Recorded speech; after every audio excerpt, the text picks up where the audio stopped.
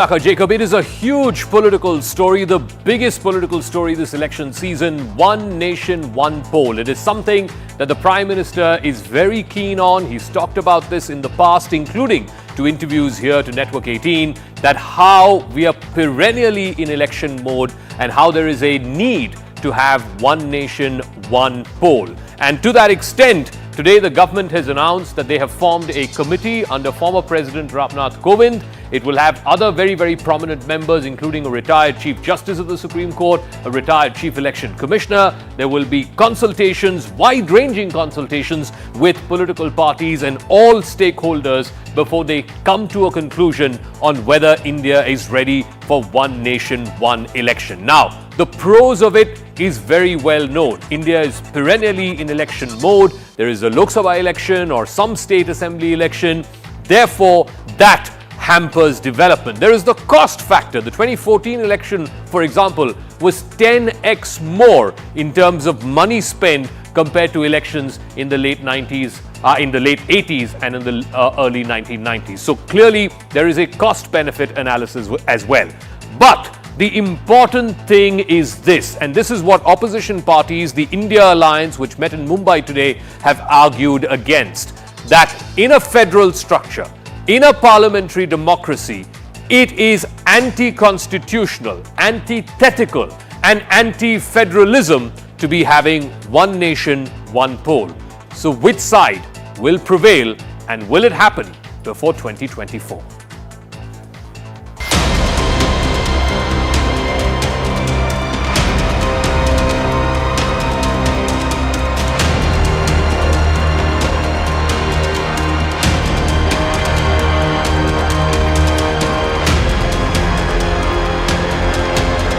Not one nation, one election. We want fair election.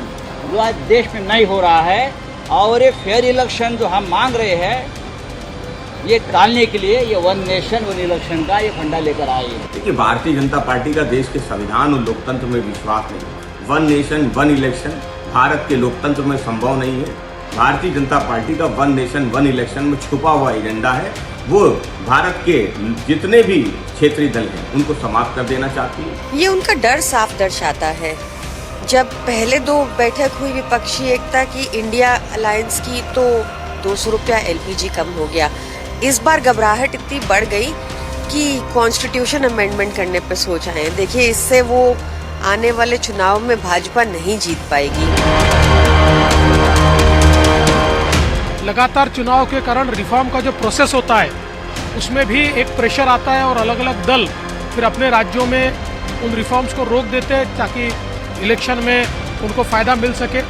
तो one nation one election के कारण 5 साल की खुली स्लेट रहेगी, पैसा भी बर्बाद नहीं होगा और रिफॉर्म्स की प्रोसेस भी अच्छे तरीके से चलेगी। Now this commission will definitely look after the issue of one nation, one election, because multiple election involve lots of money, and because every time India is in election mode, development suffered a lot.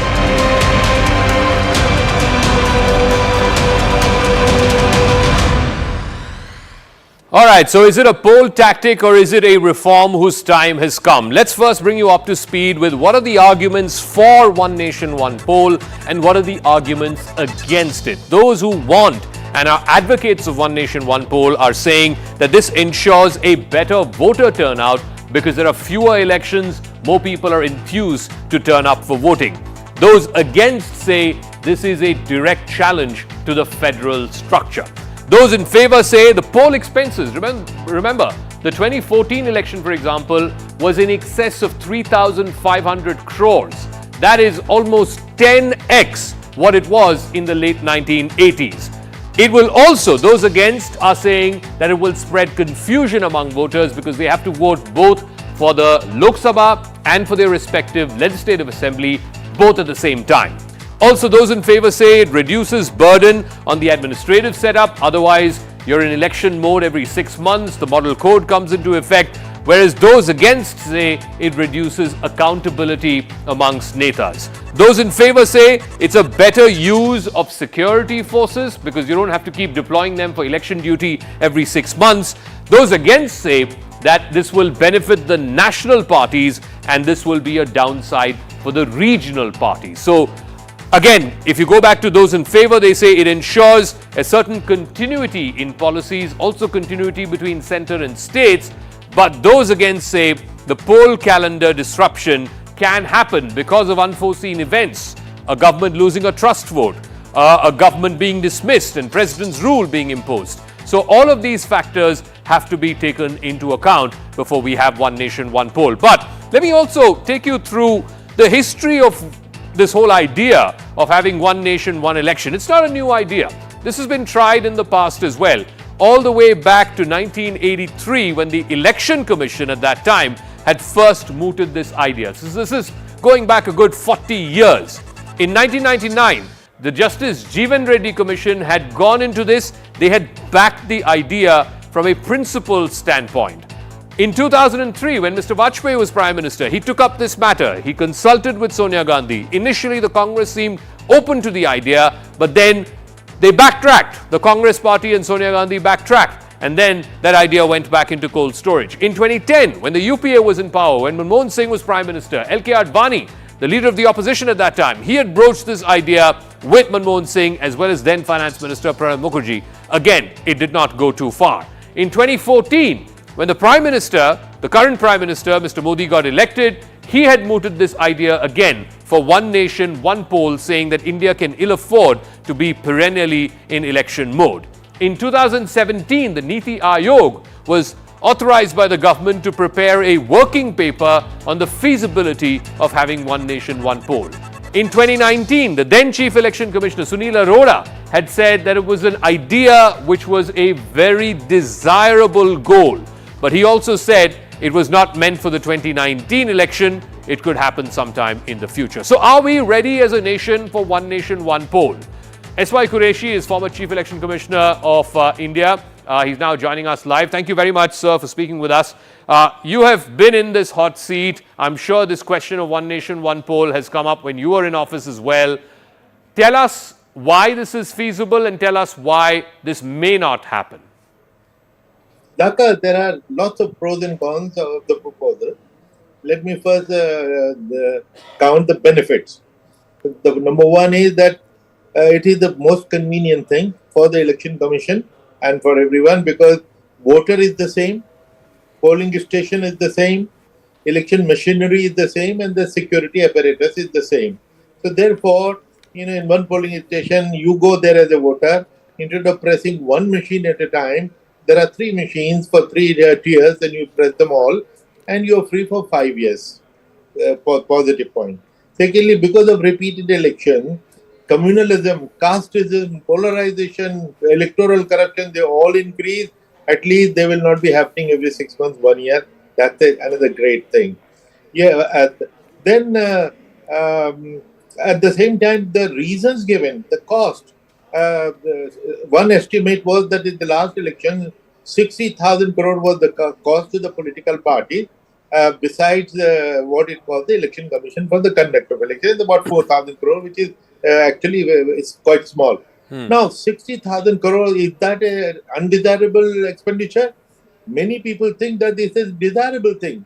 This is the money of the politician being recycled. Where does it go? To the laborer, to the auto driver, to the painter, to the carpenter. So that's a very good thing.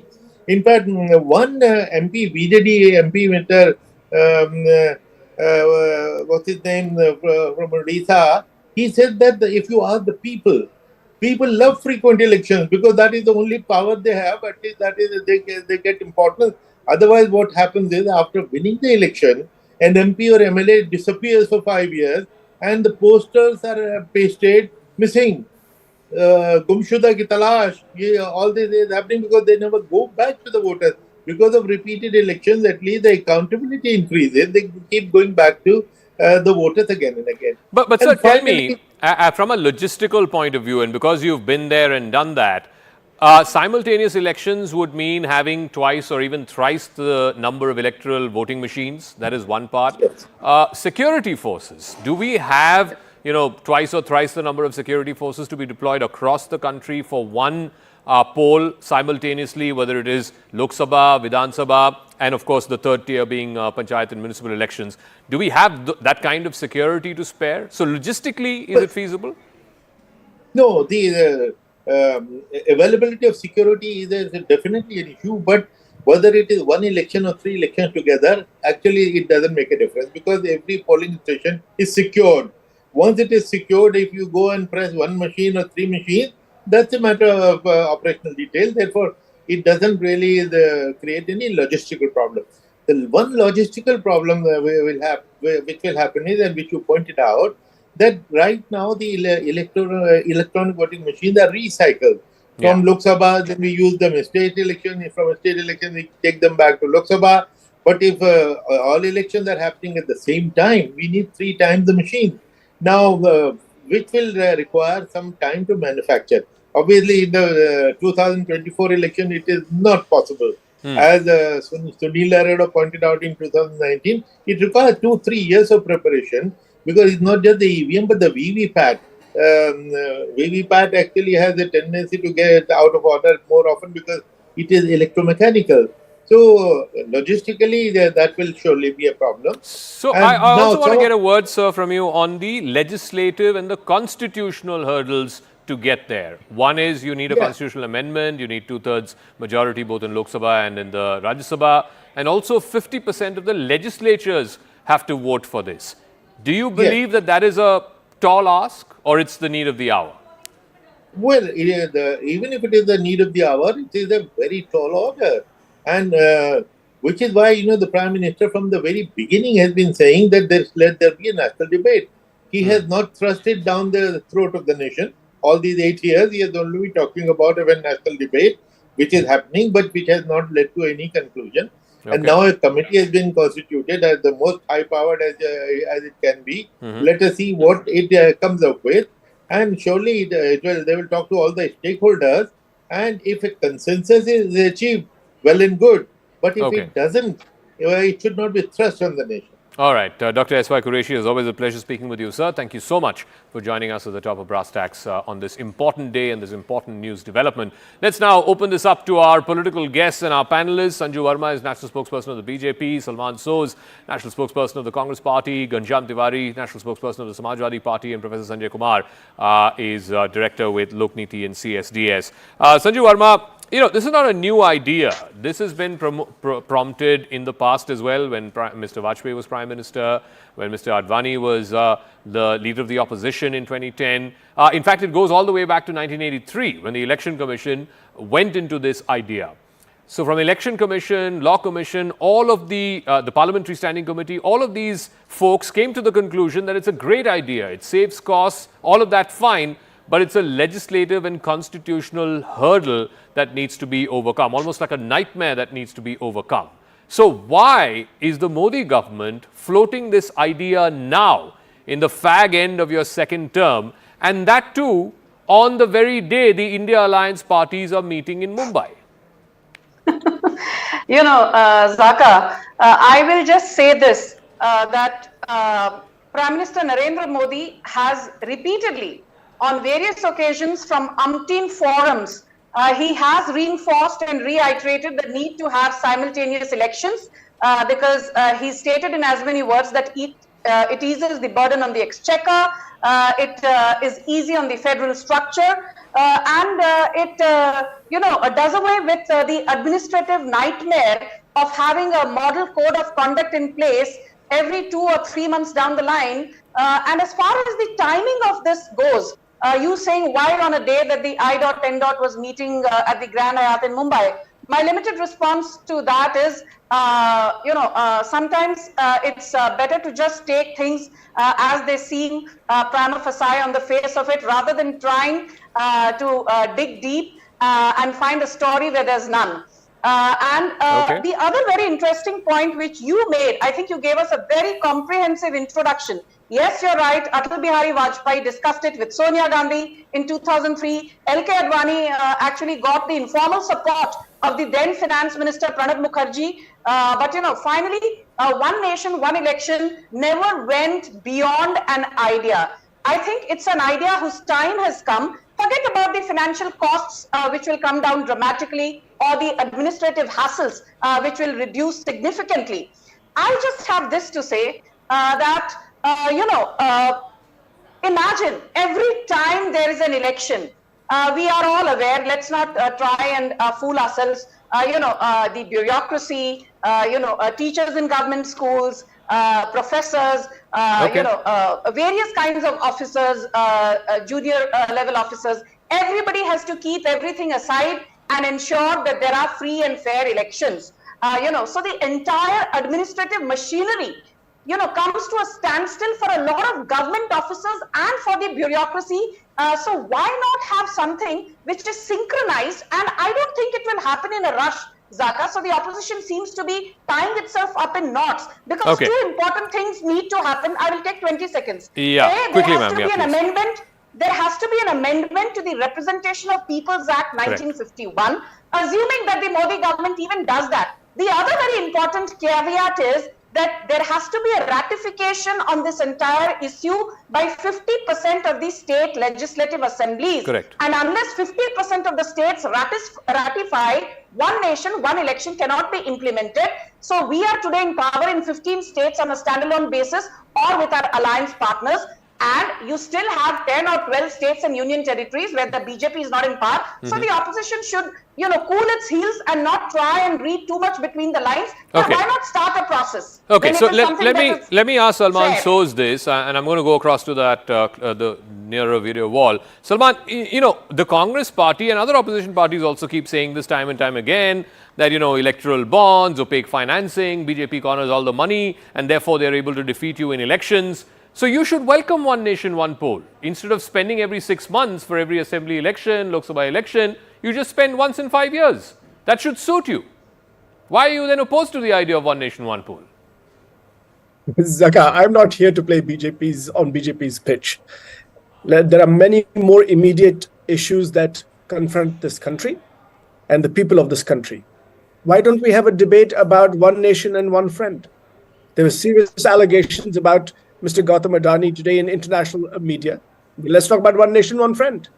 Let's talk about one nation, no jobs.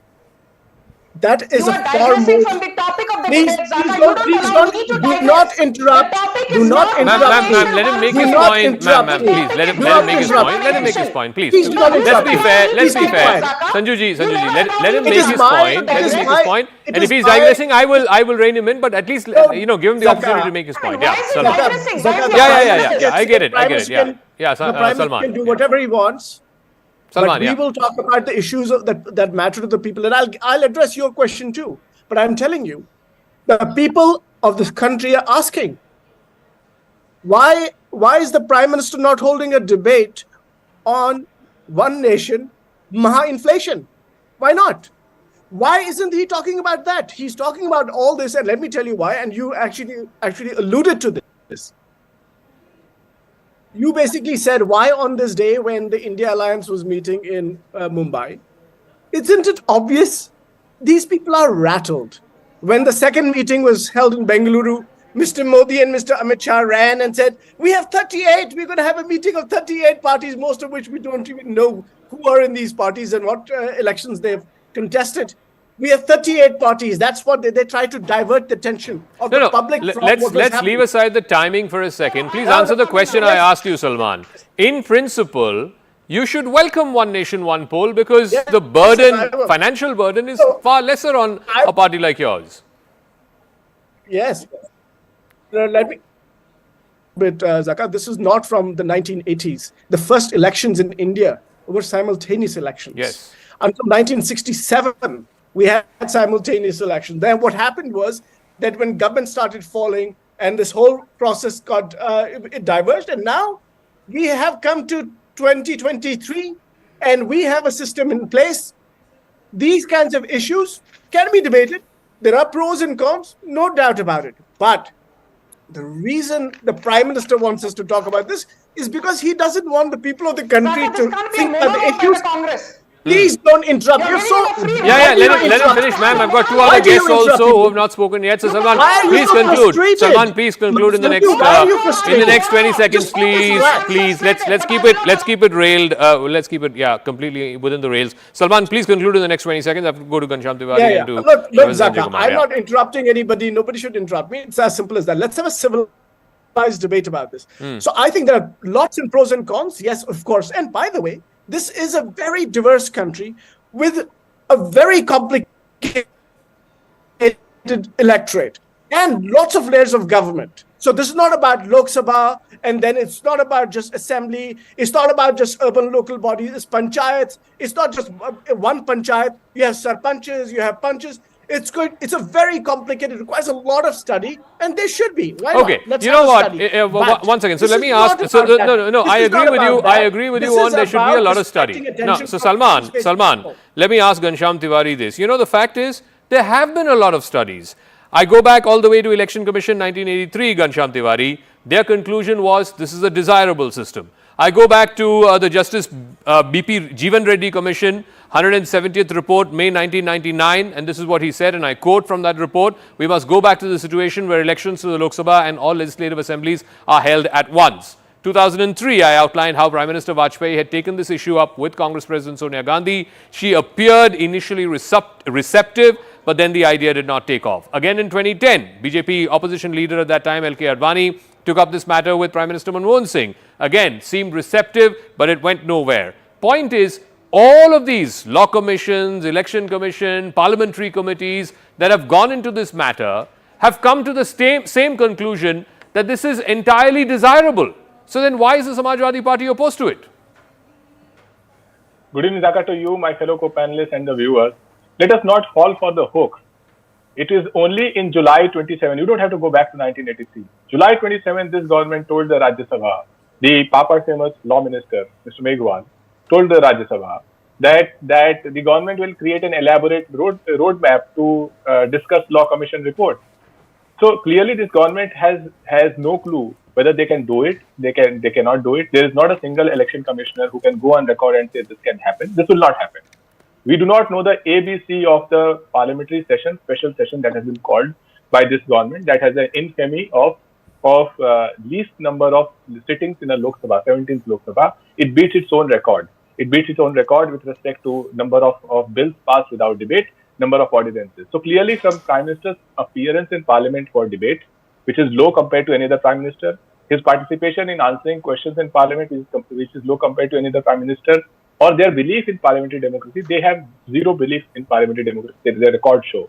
Why would they pull out this hoax saying that tomorrow, this election, there will be preponement of election and an unprepared setup would be created for one nation, one election? Because they want to crowd out the story of one nation, one businessman. Across the world, people are talking about one nation, one businessman, and the BJP is on the back foot. They want to crowd out the story of India Alliance, who wants India to be on the front foot with respect to jobs, with respect to fighting inflation, with respect to the social harmony. They want to crowd out the agenda with respect to China, where the Prime Minister has met 20 times, but we have not been able to resolve I think the debate is not on one nation, one election. Because everybody is out of syllabus. Because the government wants to crowd out these important agenda, they are doing two things. They are creating a parliamentary session where, unfortunately, they are making a mockery of the entire vibrant democracy of 144 Indians. Ma'am, let him finish. I'll come to you. Let him finish. Where the BJP spokesperson or a national channel and a senior journalist like you or Sanjay Kumar ji or Salman Soji, none of us know what is the agenda. A, B, C of the agenda of a parliamentary session is not known to the country. It's a special session. The only problem I have with this is, every time the Prime Minister has had a eureka moment, whether it was Notbandi, whether it was rapidly enforced lockdown, whether it is override GST, the nation has had to face a nightmare. I hope that the Prime Minister is not having another... You are giving a free run to them on a topic that is not the current subject of discussion. One final point to the BJP that talks about the merit of this with respect to saving costs. This is the party that has amassed over 10,000 crores in the last few years. Not 1 crore can Sanju Verma say where it came from. They have a problem with Adani because we have asked a simple question that how much of this was contributed by Adani, and it was asked in Parliament. which was expunged. So that is the reason one nation business, one businessman model has to be saved. Okay. As a result, new So, hope both Salman and Ghanshyam have, spoken essentially about the timing of this decision, not about the merits or demerits of whether we should have one nation, one poll. Sanjay Verma, please respond to that, and then I'll go to Professor Sanjay Kumar. Sanjay Kumar, please give us 1 minute, and then I'll come to you. Yeah. Yes, ma'am. Now, Zaka, since you have been very indulgent of the other two panelists who spoke on everything apart from one nation, one election, allow me to rebut them. And while Salman says that BJP is frustrated, Ghanshyam Tiwari says the Prime Minister is clueless, BJP spokesperson is frustrated. Sanju Verma is as frustrated as saying that Rahul Gandhi is Albert Einstein and Salman Soz is Elvis Presley and Ghanshyam Tiwari is Elton John. But that's not the case. Now let me... I wish it was, but it would have been a great 9 o'clock debate, but yeah, go on. And I've been kind to Zaka, so I will not, put any acronym against his name. But be that as it may, I will just read out Zaka, and it won't take me more than 20 seconds. This is a tweet that I put out today in response to Rahul Gandhi saying that, Narendra Modi only listens to Adani and Adani is running the country and blah, blah. That same old trope which is utter gibberish. And I've been an investment banker for donkey's years in the biggest bulge bracket firms. And I say this, if there is a case of round tripping against Adani, then let SEBI investigate. There's a 7-member Supreme Court committee headed by Justice Sapre, who was the earlier Chief Justice of Guwahati High Court. Let's trust this panel. KV Kamath, who's a part of the committee, is not a Modi Bhakt. O.P. Bhatt, who's a part of the committee, is not a Modi Bhakt. Soma Sundaresan, he's on the board of Oxfam and is written always against Modi. He's not a Modi Bhakt. He's a part of this committee. Nandan Nilekani, who's a bona fide congressman, from what I last know, he's a part of the committee and is not a Modi Bhakt. If there's anyone who's rattled, it is not the BJP, but it is the Congress and this Ghamandia alliance. And I'll tell you why. This is my tweet. I will take 20 seconds to read it. Legitimate wealth creation should be welcomed and not demonized, but since Raga is demonizing India's corporates with no proof and only hearsay from shoddy war criminals like Soros, it is time for Rahul Gandhi to stop asking questions and start answering a few. First question, is it true that in 2006 under a corrupt Congress government, though Adani had applied for only 5,000 acres, he was given 10,000 acres to set up his first SEZ? Second question, and there are just one more. Is it true that on 17th May 2014, Adani acquired one of the largest all-weather multi-cargo ports at Dhamra in Bhadra district of Odisha for just 5,500 crore? And mind you, this happened before Narendra Modi took charge as Prime Minister on 26th May 2014. And my last question, is it true that under a Congress government in 1993, land for the Mundra port was given to Adani at how much do you know? At just 10 paise per square meter. The Congress gave Adani the largest chunk of land, more than 15,000 hectares, to build the Mundra port at what price? At 10 paise per square meter. So a party whose Sonia Gandhi is out on bail, Rahul Gandhi out on bail, P. Chidambaram out on bail, Robert Vadra out on bail, should not give bhashan to the BJP, as they say. People who stay in glass houses should not throw stones at others. So, no, once again, I want to go to Professor Sanjay Kumar. Let's get the long shot back in. Professor Sanjay Kumar, let's leave all the politics aside, the timing, India alliance, the whole Adani story, diversionary tactic, all of that. I want to ask you a very simple question. We did have one nation, one polls from 1952 to 1967. It's a separate matter after 1967 because of various reasons, President's rule, hung assembly, all of that. We've diverted away, the cycles have changed. Now, the simple question that's being asked is, and this is what many of the opposition parties are also saying, if you go back to one nation, one poll, it will unduly benefit national parties, BJP, Congress in this case, and it will unduly be disadvantageous to regional parties, DMK, ADMK, whatever other regional parties, BRS, YSRCP, etc. Is there merit in that argument? Because the counter argument to that is, this is 2023. The voter is wise enough. He or she knows that you can choose one party at the center and one party at the state. And we've seen that in numerous cases. Zaka, you're right. In the recent past, if you look at the elections of the past 5 years, there have been instances where voters have chosen different political parties in the same state when they wanted to elect, like the state government or the Lok Sabha government. But remember, most of these instances are of elections which were held separately. Talk about Delhi. Delhi is a good example. But look at what has happened. Some other states, Andhra, which goes to poll simultaneously, Sikkim, few other states. So it is true that voters are in a situation to make carefully, to make a careful choice. But it is only, or it is largely when elections take place at different places. Going back to your previous question, yes, there is a data. If you analyze all the data, there are chances of people voting for the same party, the dominant party of that time when Lok Sabha and the Vidhan Sabha elections take place simultaneously. And I am using the word dominant party. I am not saying it is about BJP, it is about Prime Minister Narendra Modi. When Congress was the dominant party in the 60s, 70s and 80s, so whenever simultaneous election took place, large numbers, 70% times, the vote difference between the assembly election and the Lok Sabha elections, when elections took place simultaneously, was within the range of 0 to 3% in 70% time. That applies for regional parties also.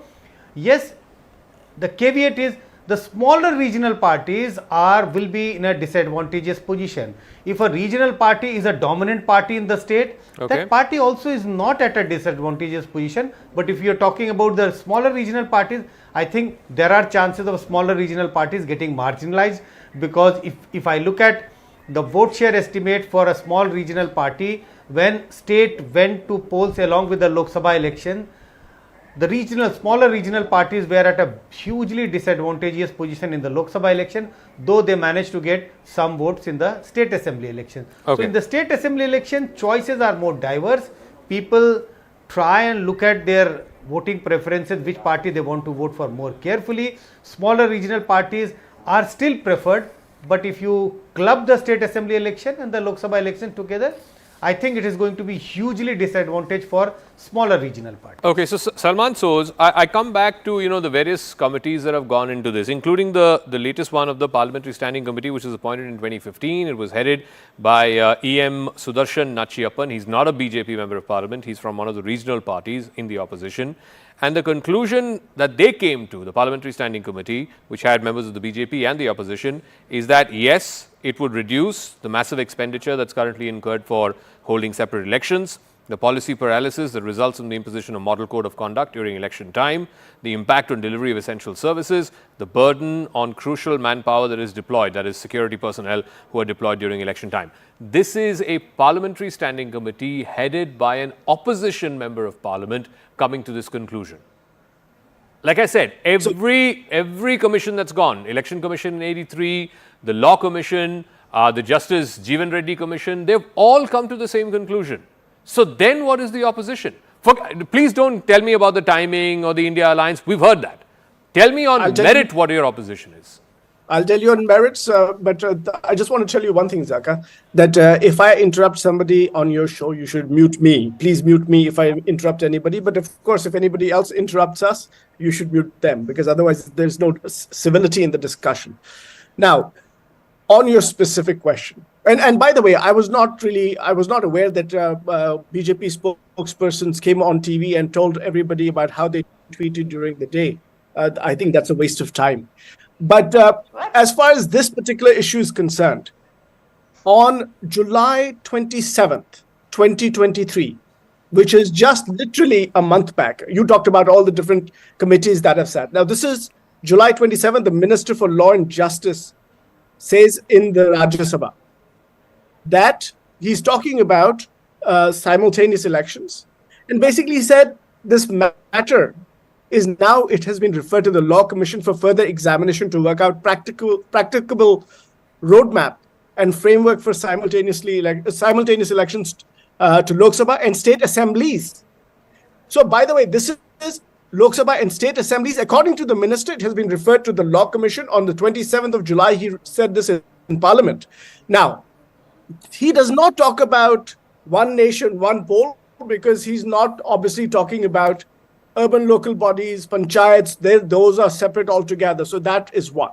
In this very reply, the minister says that there have been many impediments that different commissions have talked about, and he talks about some of them. And he talks about bringing amendments in not less than 5 articles of the Constitution. Okay, 5. He lists those 5 articles. He talks about obtaining consensus of all political parties. Now, please tell me, in this day and age, with the Prime Minister, Mr. Amit Shah, and all these other people, do you think there is any trust between the ruling party and the opposition? When the institutions of the state are constantly used to harass and raid opposition leaders, only opposition leaders. Nothing happens to the BJP people. Stop lying. Then now, if you should mute her when I'm speaking, because Look, I don't mute anyone, but let's keep the discussion civil. Let's keep the discussion Yes, exactly. Look, I don't, Salman, you know this. I don't mute anyone. I don't believe in muting spokespersons. But let's have a civil discussion. Let's keep it within the rails, please. Because people are. Let's keep it within the rails. Sanju ma'am, I'll come back to you. Just give me 10 seconds. Let Salman conclude. Let Salman conclude. Yeah, please. Let Salman conclude. I'll come back to you in 10 seconds. Yeah, Salman, please conclude. Again, please stick to the merits of the question that I asked you. On merit, why are you opposed to one nation, one poll? I'm reading to you. Yeah, we've heard that. Yes. Reply. Yes. Now, he talked about consensus. He talked about we have to keep in mind. This is not he saying. He's saying what the different committees have said. That we have to keep in regard the federal structure of our system of governance. Okay. It is imperative that the state governments and their consensus is acquired. Please tell me, is Prime Minister Modi going to be able to get Mamata Banerjee's consensus on this when he goes and speaks to her and says, Didi or Didi as it is. Okay. Now, Sanju Verma, one second. I don't know if our producers have this graphic. One second. This is easier said than done, and I can play this out either on this wall or the smaller one on what is required legislatively to bring this about. This means a 2/3 majority in both houses of parliament. In the Lok Sabha, where the BJP, the NDA have almost a brute majority, they don't have a 2/3 majority. They have a 61% majority. They need a 67. That is in the Lok Sabha. In the Rajya Sabha, they are thereabouts close to 50%. So from 50 to 67, they'll need some substantial support of other parties. And then, of course, there is the state assemblies, where currently either on its own or in alliance, the BJP is ruling in 14 states. There are 29. So they will need at least another 1 or 2 where 50% of the state legislatures have to vote in favor of this. So, Sanju Verma, how are you going to overcome this? Which is why the opposition is again and again saying this. This is a red herring. This is a trial balloon. You're just wanting to divert attention from Adani, India Alliance, all of that, and so on and so forth. Let me just make one thing very clear. Since Salman Soz said that, Sanju reading out her tweet is a waste of time. Mr. Soz, let me tell you, your party, the Congress, the incompetent Congress, won just a single seat from Maharashtra in Lok Sabha 2019, a single seat from Uttar Pradesh in 2019, a single seat from Madhya Pradesh in 2019, a single seat from Bengal in 2019, a single seat from Karnataka in 2019, and a single seat from Bihar in 2019. Given that BJP has a brute majority, going by sheer numbers, if there is one person who should not be there on the panel and what he speaks is a waste of the audience's time, that is you, Salman Soz. But thank God that we have channels which still indulge the Congress, and I don't mean Zaka, but I mean by and large. In a democracy, it's always good to have treasury benches and opposition. So, let's have that space. They don't want any opposition. No, go on. Make your point on merit to the question I asked. Thank you. Thank you. Unlike you, Salman Soz, I know Zaka does a phenomenal job. I won't ask him to mute you because I know he knows his job. Now, coming straight to your question, let me back this straight without any ifs or buts. Zaka, this is an idea which has been discussed right since 1983. It was mooted by BP Jeevan Reddy, the then Law Commission head, in 1999. It was again mooted in August of 2018 by the then Law Commission head B.S. Chauhan. Prime Minister Narendra Modi has spoken about it even on the Constitution Day on 26 November 2020 at a public forum, saying that this is the crime need of the hour. Now, whether the BJP will be able to pull off this entire thing or not, of course, discussions need to be had with stakeholders. Is it going to be an easy task? I would be fooling myself and you and your audience by saying it is. It is going to take a lot of back and forth because, as I said earlier, we are in alliance and on a standalone basis in power in 14 or 15 odd states, which means that we still have to get in touch with people from the other side who may not be affiliated to us ideologically, but maybe we will be able to find common ground, because this is not about BJP versus Congress. This is about trying to ensure that one nation, one election cuts down administrative hassles, is easy on the public exchequer, and does not become unfair to regional parties, because it is the regional parties, Zaka, who always feel that they will get the short end of the stick if there is one nation, one election. So I think they are the ones who need to be taken into confidence. But don't forget, I will just take 10 seconds. We saw the recent no confidence motion by the opposition against the Modi government. The likes of Salman Soz and his incompetent Rahul Gandhi had a nice big fat wobbly omelette on their face. We have the support of Biju Janata Dal, which has 12 MPs in the Lok Sabha. We have the support of YSRCP, which has 22 odd MPs in the Lok Sabha. So there are people within the opposition who may be ideologically different, but when it comes to important burning issues, they stand with us, and that is I have to give the final word to Ghanshyam Tiwari. Ghanshyam, quickly, I need to wrap up. Again, this is just an idea that's been mooted. Why is the opposition so rattled on day one of the idea being mooted, when the news has broken that the former president-headed commission will be looking into the feasibility of one nation, one election? Quick summary points. One, as everybody has stated, it's not an idea that has been mooted. This is an idea that has remained muted for a while and has come to fore right now to distract. The government response to Rajya Sabha says they are not prepared for it, and BJP does not know what's the name of the committee, who are the members. That's one.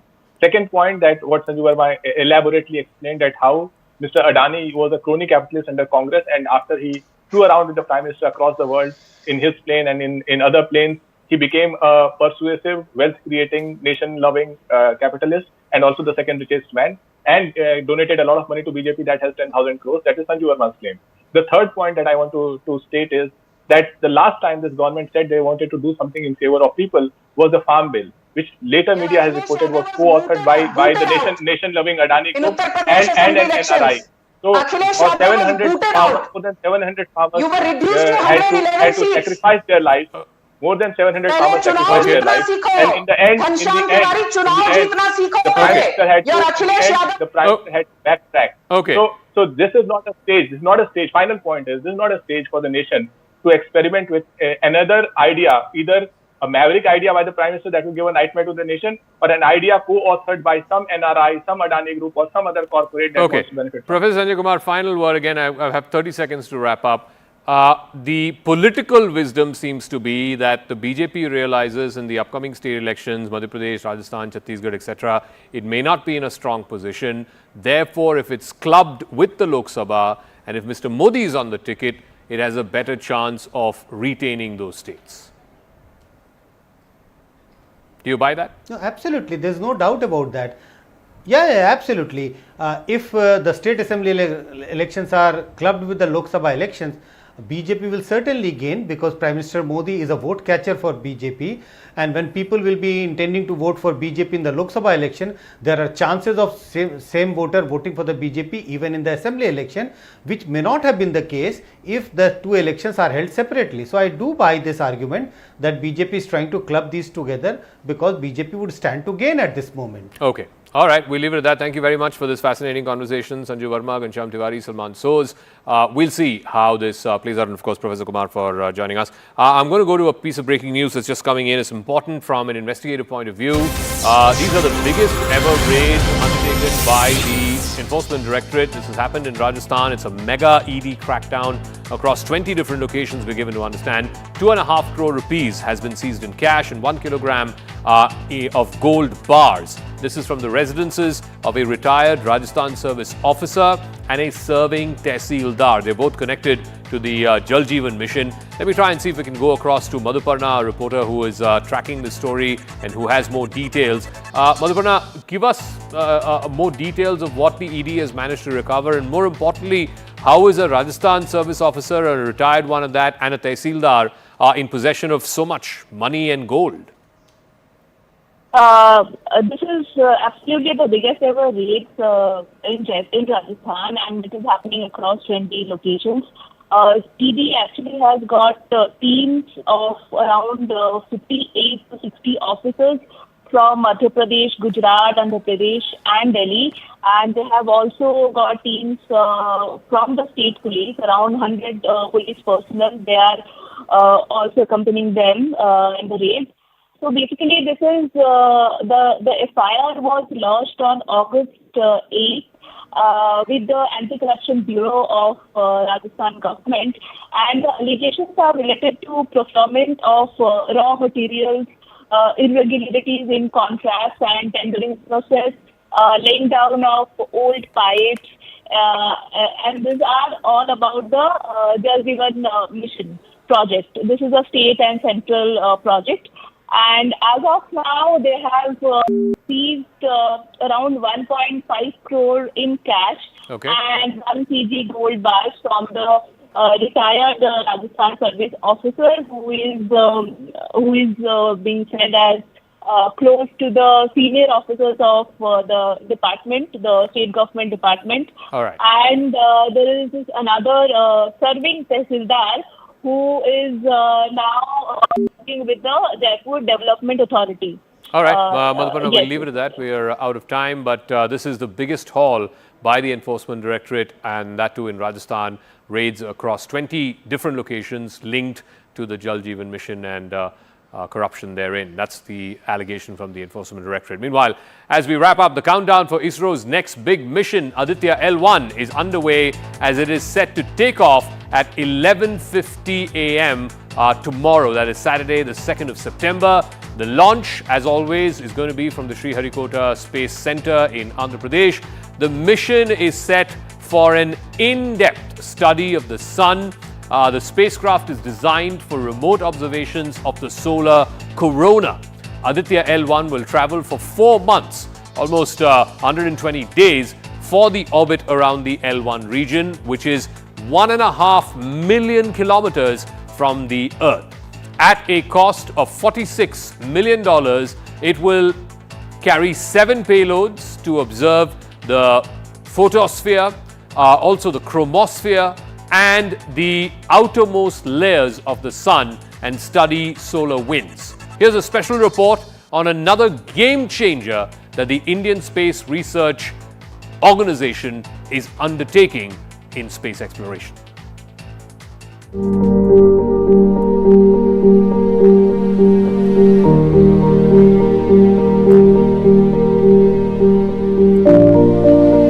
After conquering the moon with Chandrayaan 3, ISRO is setting its sights on the sun.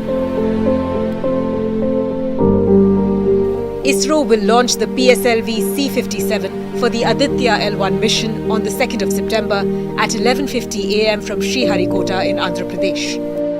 The Aditya L1 will be India's first ever mission to study the sun.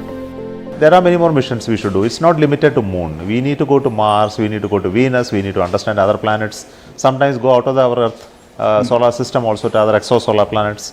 So all these are needed. We should do all of this. These are first stepping stones of achieving that. For our generation, this is a step. Then for next generation, there will be many bigger steps.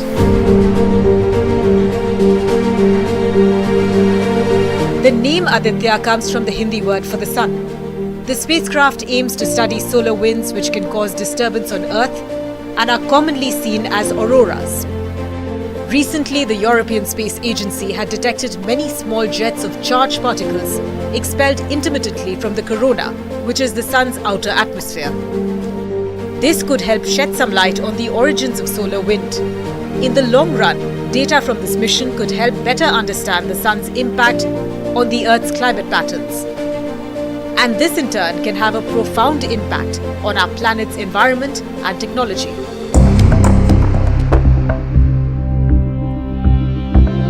India's heavy-duty launch vehicle, the PSLV, will launch the Aditya L1. The spacecraft will travel 1.5 million kilometers in about 4 months to study the sun's atmosphere.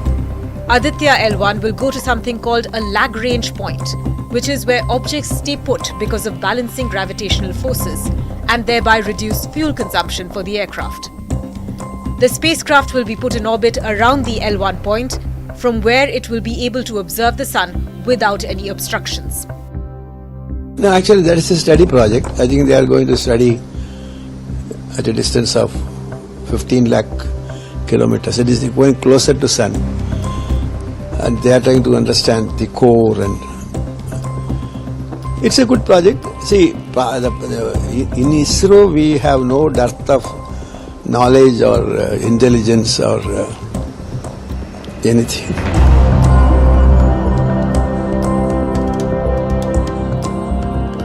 In 2018, NASA's Parker Solar Probe came closer to the sun than any other previous spacecraft. It went right through the sun's outer layer and endured extremely high temperatures exceeding 1000 degrees Celsius. But the Parker Solar Probe continued to function without any issues. On the contrary, the Aditya L1 spacecraft will be positioned much farther from the sun than NASA's Parker Solar Probe. It will not encounter such intense heat.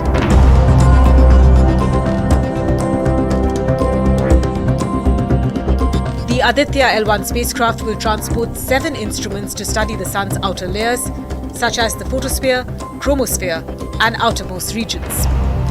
These instruments will include detectors for electromagnetic and particle activities, as well as to measure magnetic field. 4 of these payloads will be used to look straight into the sun, while the rest will study particles and fields at the L1 point.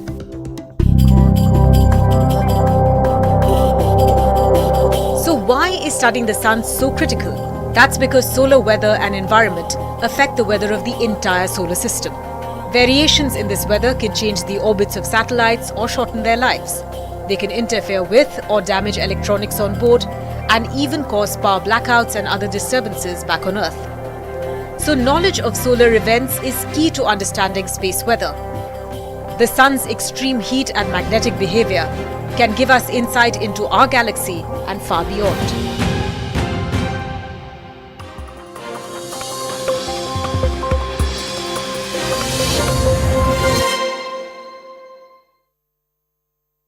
Presented by to measure magnetic field. 4 of these payloads will be used to look straight into the sun, while the rest will study particles and fields at the L1 point.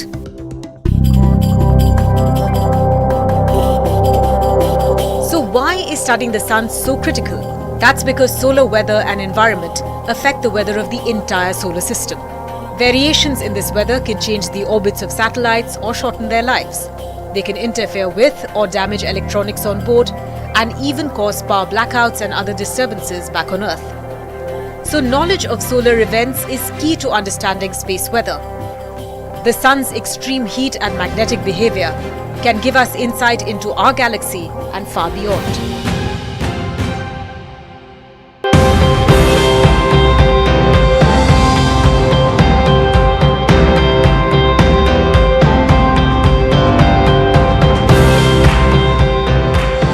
At some point in time we would reach a stage where we can get into accurate predictions, and these findings would be the baby steps of it. During the course of my this discussion, I mentioned about something called the solar cycle, yes, which is a 11-year period. Every 11 year, the number of sunspot, it sort of waxes and wanes. Yeah. Actually, there is something called the magnetic cycle, which is a 22-year cycle, when the North Pole becomes a South Pole, the South Pole becomes a North Pole. Now, the Kodaikanal Solar Observatory, which is one of the ground-based observatories of the Indian Institute of Astrophysics, the first observations date back to the 1890s. Yeah. So we have collected data over a period of almost 5 to 6 magnetic cycles or 10 to 12 solar cycles. An accurate analysis of this statistical data has given us enough information on about how the sun's magnetic cycle behaves. In a similar manner, when we talk about the understanding of these violent eruptions on the sun and which one of them is going to come towards the earth, which one of them is going to give rise to a disturbance in air at space, The first thing is we need a statistical database. This is the first time it is being attempted. And the proposed lifetime of this Aditya L1 mission is 5 years. But given by the past experience, it is very much expected that it can go very well beyond the 5 years.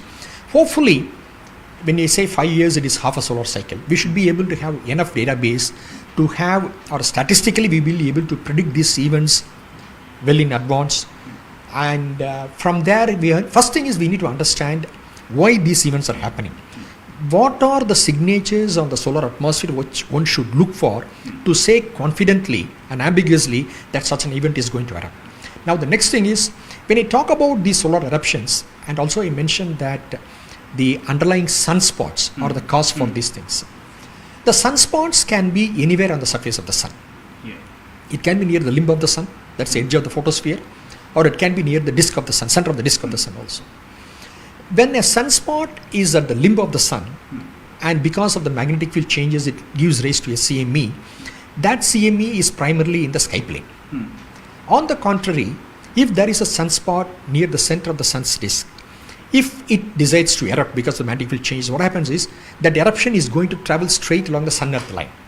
So the point here is, those sunspots which are near the center of the solar disk, they are potentially more geo-effective. Right. So now we need to monitor that particular database of those sunspots which are near the sun surface, whether the size of the sunspot is important, whether the appearance of a sunspot of a new polarity by the side of an existing sunspot is important. All these things, as we know, that we need a statistical data set, which hopefully at the end of this 5 years, or touch wood, if it goes beyond the 5 years also, we should have enough statistical data to come out with a better understanding of what we are as on date. So you've deciphered the whole mission for viewers and common people like us. Hopefully, we'll get some great insights, exciting times for you. Thank you for speaking to CNN News 18, sir.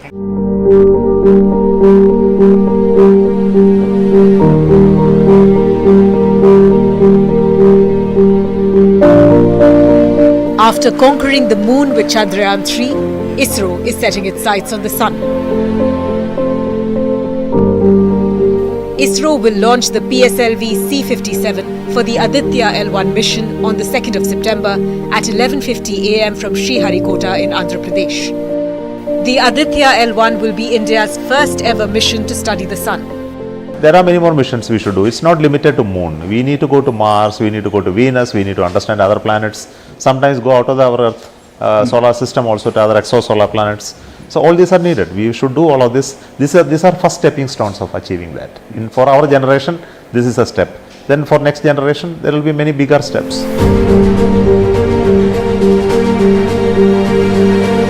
The name Aditya comes from the Hindi word for the sun. The spacecraft aims to study solar winds which can cause disturbance on Earth and are commonly seen as auroras. Recently, the European Space Agency had detected many small jets of charged particles expelled intermittently from the corona, which is the sun's outer atmosphere. This could help shed some light on the origins of solar wind. In the long run, data from this mission could help better understand the sun's impact on the Earth's climate patterns. And this in turn can have a profound impact on our planet's environment and technology.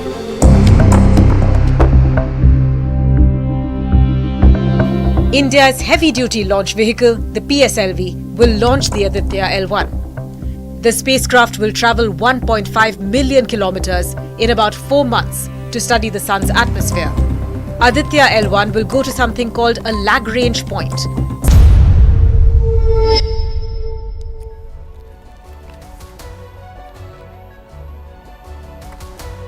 Hello, Namaskar. This is First Post and you're watching Vantage with me, Palki Sharma.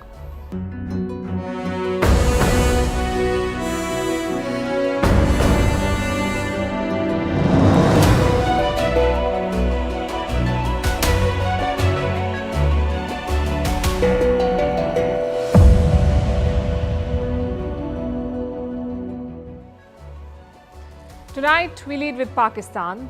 Their people have got a raw deal, and that's putting it mildly. Petrol prices have crossed 300 rupees per litre, electricity bills have shot through the roof, and food is unaffordable for many. The government says it cannot give relief because of IMF bailout conditions. But why does none of it apply to their army? Even when everything else is falling, the army's budget, the defense budget, continues to rise in Pakistan. Does the IMF not see this? Should they not push for a cut? We'll discuss that. In China, growth remains sluggish. The government is making some moves to fix the economy. Experts say the effort is cosmetic, though. In Ukraine, elections are being held, but not by Kiev.